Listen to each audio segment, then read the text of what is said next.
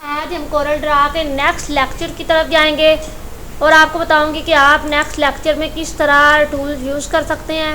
Erase tool, जैसा कि आप देख रहे हैं कि हमने एक टूल लिया है। थर्ड पे आपको नाइफ टूल के बारे में मैंने कल आपको बताया था। आज मैं आपको इरेज टूल के बारे में बताऊंगी कि इरेज टूल आप किस तरह यूज़ कर सकते हैं और इरेज टूल के ज़रिए आप किस तरह डिज़ाइनिंग भी कर सकते हैं। अगर आप कहीं से कोई एरिया इरेज करना चाहते हैं तो आपने बिल्कुल माउस के साथ इसे क्लिक करना है और आपने इसको बिल्कुल सीन में लेते जाना है। जैसे कि आप देख सकते हैं हम जहाँ जहाँ पे इरेज टूल यूज़ कर रहे हैं वहाँ से कलर बिल्कुल गायब होता जा रहा है। और मज़ीद कोर्स सीखने के लिए अगर आप हमारे चैनल पर नए हैं तो काइंडली अभी हमारे चैनल को सब्सक्राइब करें, क्योंकि मैं टैक्स से रिलेटेड बहुत सी अच्छी अच्छी वीडियोज़ लाती रहती हूँ।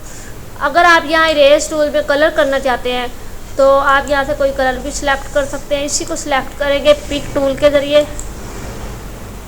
पिक टूल के ज़रिए हम एरिया को सिलेक्ट कर लेंगे और एरिया को सिलेक्ट करने के बाद हम कलर को सिलेक्ट, जैसा कि आप देख रहे हैं। अगर वीडियो अच्छी लगे तो लाइक और शेयर ज़रूर कीजिएगा। अल्लाह हाफिज़।